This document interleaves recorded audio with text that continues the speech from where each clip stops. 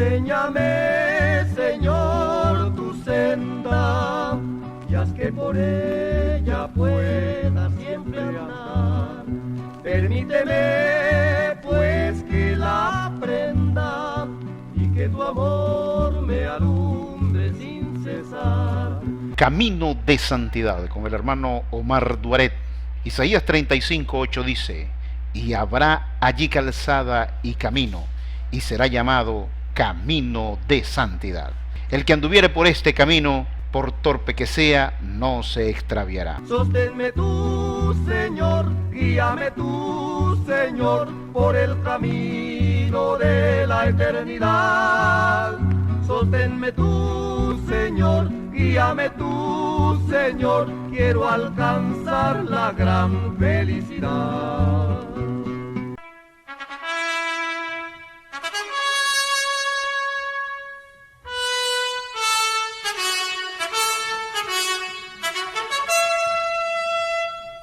Saludos. Algo digno de meditación es que los que se oponían que el significado de la mujer de Apocalipsis 12 fuera la iglesia, lo hicieron por un solo razonamiento, y ese razonamiento fue que la iglesia no dio a luz a Cristo, sino que Cristo fue el fundador de la iglesia, y en esa característica de la profecía no acoplaba, no armonizaba, y rechazaron que podía significar la iglesia. Estas personas fueron los de la doctrina del dispensacionalismo, pero luego, de su mismo seno, ellos mismos rechazaron que ese niño varón que daría a luz la mujer de Apocalipsis 12 no podía ser el Señor Jesucristo. Eso ya lo expliqué y remití la evidencia en un programa anterior titulado El por qué el hijo varón que tiene la mujer de Apocalipsis 12 no puede ser Jesucristo. Ahora, ellos interpretan que, abro comillas, siendo la mujer un símbolo, es natural que lo sea también el hijo. Un niño no puede nacer de una mujer que no es literalmente una mujer. Cierro comillas. Sí, tienen la razón. Si la mujer es un símbolo, una señal, no tiene un significado literal de ser mujer. Entonces, el niño también es un símbolo. Representa algo, pero literalmente no es un niño. Además, que esa doctrina estableció como postulado que desde el capítulo 4 de Apocalipsis en adelante estaba en el futuro y no en el pasado. Por ende, bajo ese criterio, el significado que el niño sea el Señor Jesús tampoco embona, no calza a la profecía. Y por último, le hicieron un análisis gramatical por analogía a lo que dice en Isaías 66, versos 7 y 8, y demuestran que por decir que daría a luz un hijo, no significa literalmente que tendría un niño, sino que es una interpretación alegórica que significa que Israel tendría muchos hijos. Así que revisemos nuevamente la profecía de Apocalipsis 12 y veamos si cada característica puede encajar, ajustarse a qué puede significar la iglesia. Primero, el verso 1 dice que apareció en el cielo una señal. Eso significa un simbolismo. Y esa señal es una mujer. Bueno, en la Biblia encontramos que a la iglesia se le identifica como mujer. Veamos, Efesios 5:22 al 27. Las casadas estén sujetas a sus propios maridos como al Señor, porque el marido es cabeza de la mujer, así como Cristo es cabeza de la iglesia, la cual es su cuerpo, y Él es su Salvador. Así que, como la iglesia está sujeta a Cristo, así también las casadas lo estén a sus maridos en todo. Maridos, amad a vuestras mujeres, así como Cristo amó a la iglesia y se entregó a sí mismo por ella, para santificarla, habiéndola purificado en el lavamiento del agua por la palabra, a fin de presentársela a sí mismo, una iglesia gloriosa, que no tuviese mancha ni arruga ni cosa semejante, sino que fuese santa y sin mancha. Las Sagradas Escrituras, en el Nuevo Pacto o Testamento, hace una analogía de la iglesia con la mujer. Sigamos viendo Mateo 25:1 en adelante.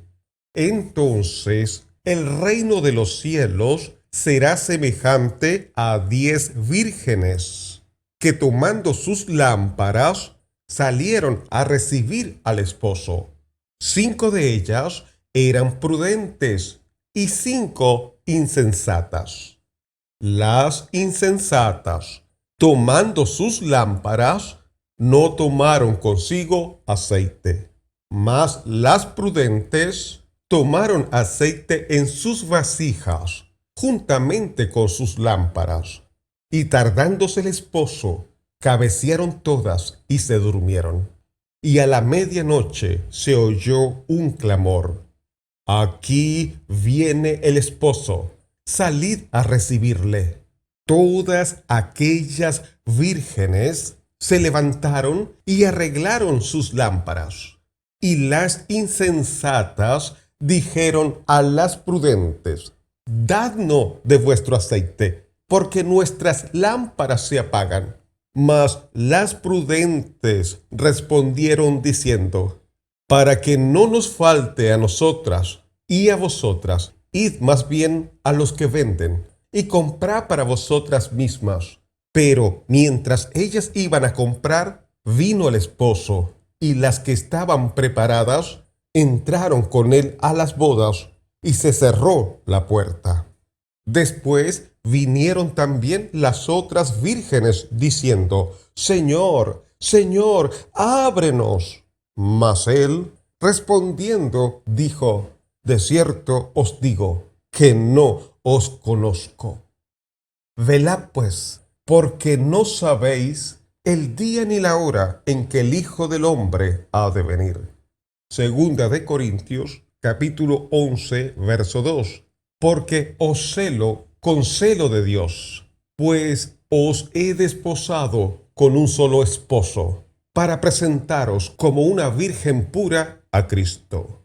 Mateo 9:15. Jesús les dijo: ¿acaso pueden los que están de bodas tener luto entre tanto que el esposo está con ellos? Pero vendrán días cuando el esposo les será quitado, y entonces ayunarán. Apocalipsis 19:7 al 9.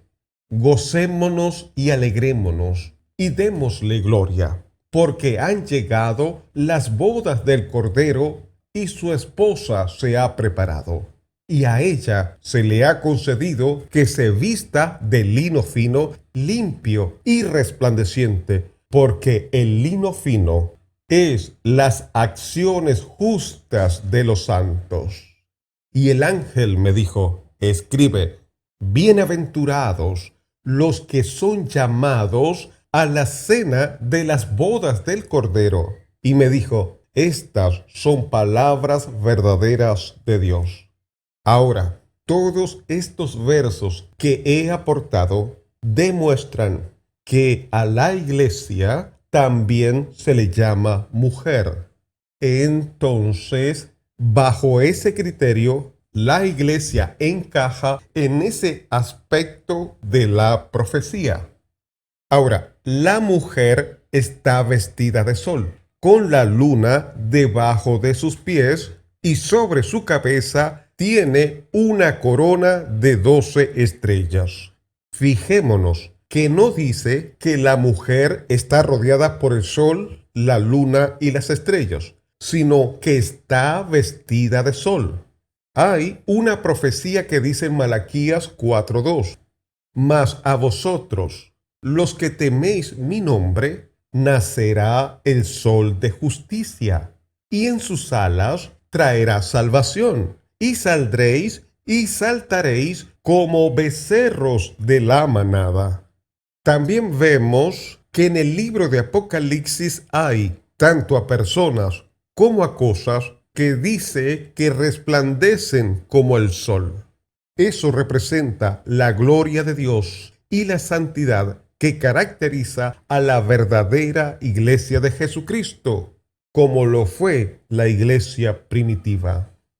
La luna no está a los pies de la mujer, sino debajo de sus pies. Eso simboliza, según el comentario de la Biblia, Mateo Henry, cito, la iglesia, representada por una mujer, la madre de los creyentes, fue vista en el cielo por el apóstol en una visión. Ella estaba vestida de sol, justificada, santificada y brillando por la unión con Cristo, el sol de la justicia. La luna estaba bajo sus pies. Ella era superior a la luz reflejada y más débil que la revelación hecha por Moisés. Tenía en su cabeza una corona de 12 estrellas. La doctrina del Evangelio, predicada por los 12 apóstoles, es una corona de gloria de todos los creyentes verdaderos. Fin de la cita. Entonces, la corona de 12 estrellas puede representar la corona de gloria de la doctrina de los evangelios, predicada por los 12 apóstoles. Porque si Israel fue fundada por la figura de los 12 patriarcas, pues la iglesia fue fundada por medio de los 12 apóstoles. En estos aspectos, la profecía también encaja con la iglesia. La mujer está embarazada y ella da a luz un hijo varón, y este hijo regirá las naciones con vara de hierro. En este aspecto de la profecía, la iglesia no calzaba, no se prestaba para interpretar que fuera la iglesia. Y era la protesta, la crítica por parte de los de la doctrina del dispensacionalismo. Aquí debemos concentrarnos en hallar una respuesta. Creo que más de la mitad de la respuesta fue dada por aquella misma doctrina que rechazara la interpretación que esa mujer fuera la iglesia. Porque si la queja era que la iglesia no podía ser porque ella cronológicamente no podía dar a luz a Cristo, porque fue el Señor Jesús el que la fundó, pues del mismo seno de esa doctrina también sostuvieron que ese niño no puede ser Jesucristo.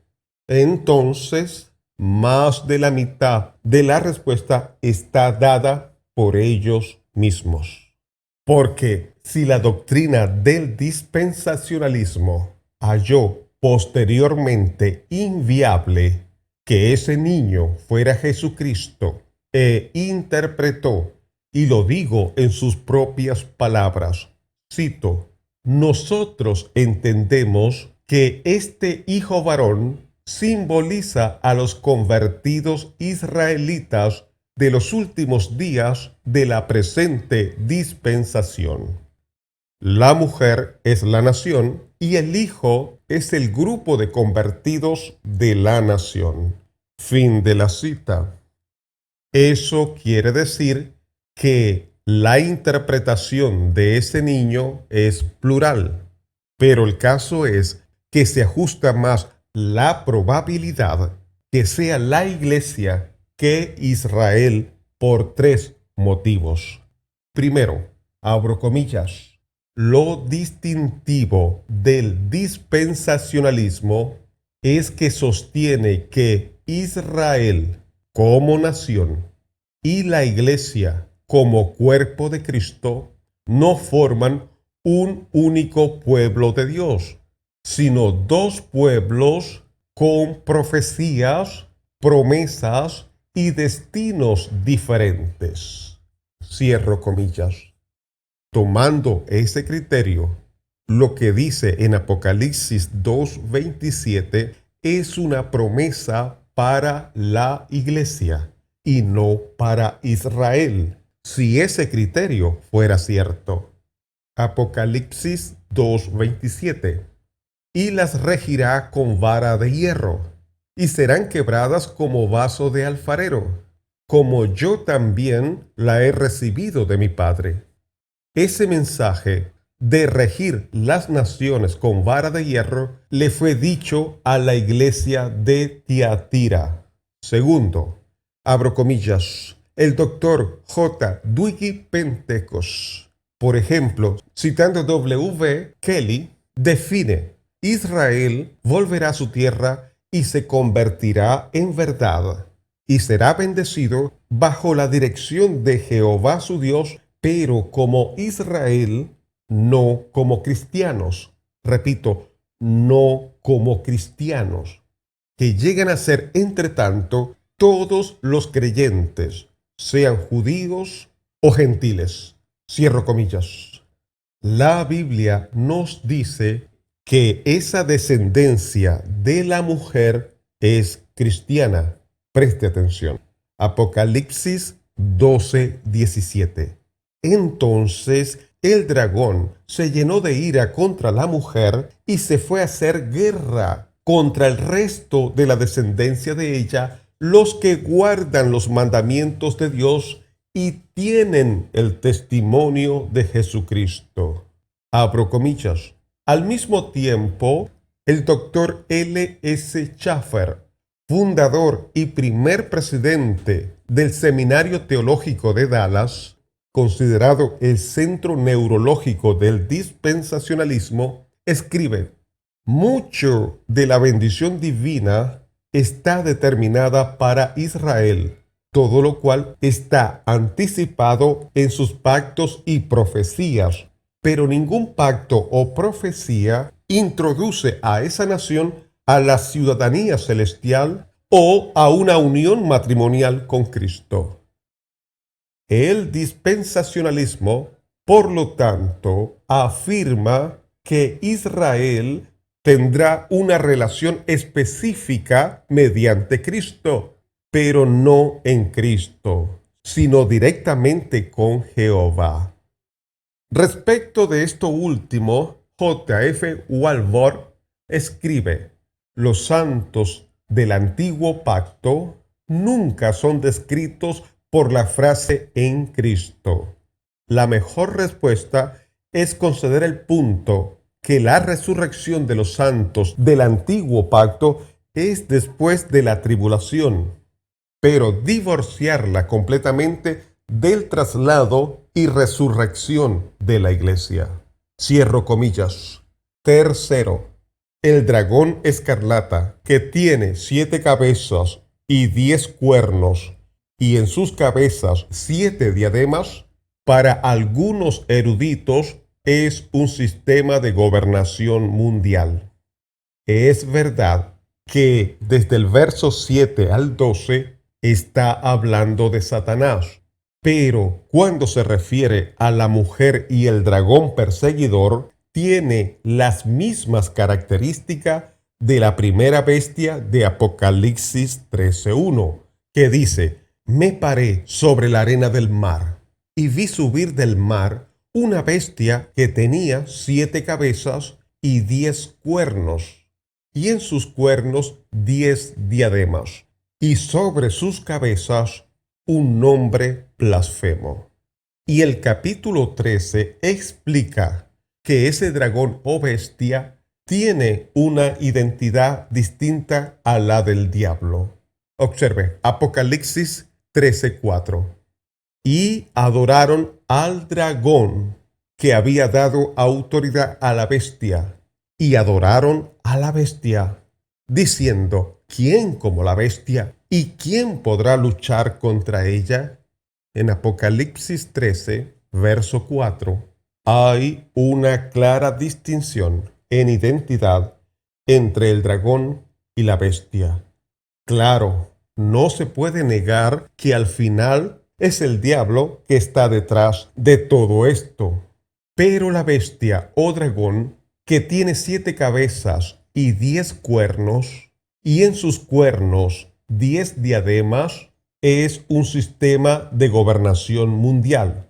Y en los dos casos, preste mucha atención, en los dos casos que se pueda presentar ese sistema de gobernación era el Imperio Romano.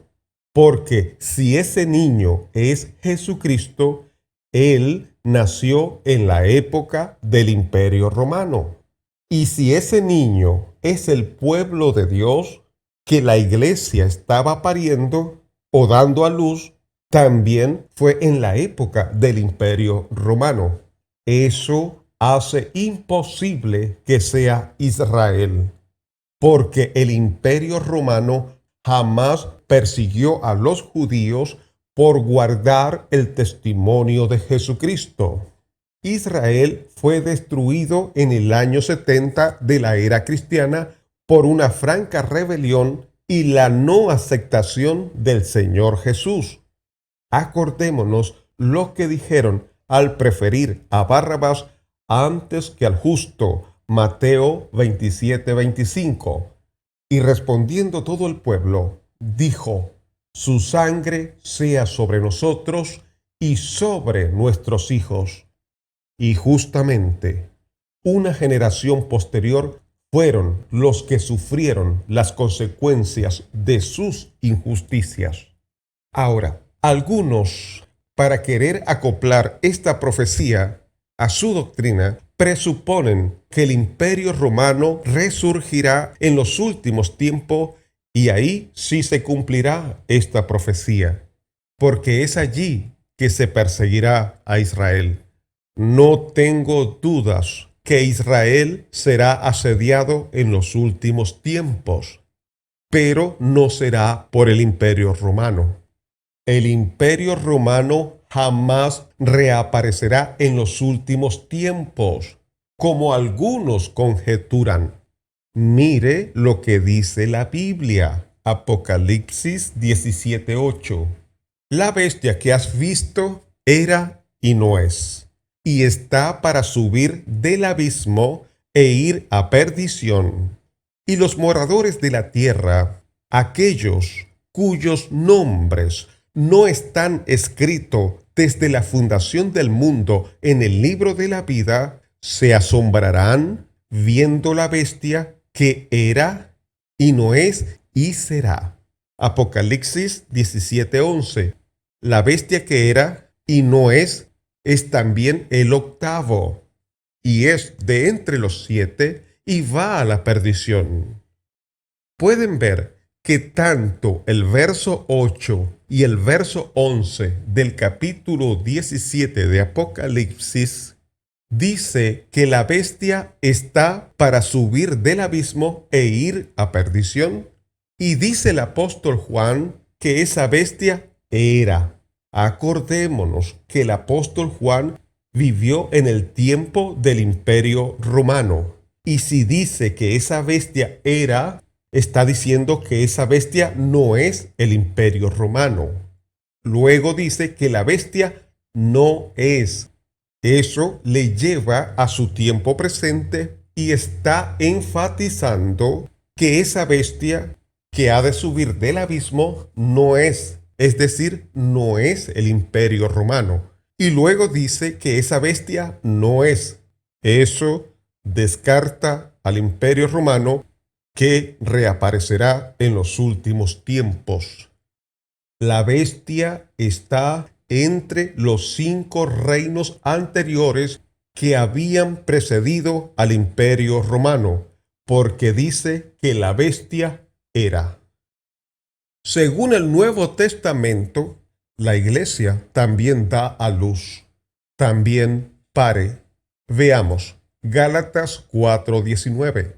Hijitos míos, por quienes vuelvo a sufrir dolores de parto hasta que Cristo sea formado en vosotros. Gálatas 4:26 al 28. Mas la Jerusalén de arriba, la cual es madre de todos nosotros, es libre. Porque está escrito: regocíjate, oh estéril, tú que no das a luz, prorrumpe en júbilo y clama, tú que no tienes dolores de parto, porque más son los hijos de la desolada que de la que tiene marido. Así que, hermanos, nosotros, como Isaac, somos hijos de la promesa. Pero como entonces el que había nacido según la carne perseguía al que había nacido según el Espíritu, así también ahora. Juan 3:3 en adelante. Respondió Jesús y le dijo: de cierto te digo, que el que no naciere de nuevo no puede ver el reino de Dios. Nicodemo le dijo: ¿cómo puede un hombre nacer siendo viejo? ¿Puede acaso entrar por segunda vez en el vientre de su madre y nacer? Respondió Jesús: de cierto te digo, que el que no naciere de agua y del Espíritu no puede entrar en el reino de Dios. Lo que es nacido de la carne, carne es, y lo que es nacido del Espíritu, Espíritu es. Pablo dice en Gálatas que la Jerusalén de arriba es la madre de todos nosotros, y la estéril prorrumpe en júbilo, porque da a luz, y son más los hijos de la desolada. Entonces, en esa característica, la iglesia también calza con la profecía. El Señor Jesús dijo que para entrar en el reino de Dios es imprescindible nacer de nuevo. El apóstol Pablo sufría dolores de parto para dar nuevamente a luz a los gálatas que estaban siendo extraviados al quererlos hacer regresar a un sistema que había sido puesto a un lado. El título del programa: La iglesia también encaja en la profecía de la mujer de Apocalipsis 12, si el hijo varón no es Jesucristo. ¿Y quién les habló? Su amigo Omar Duarep.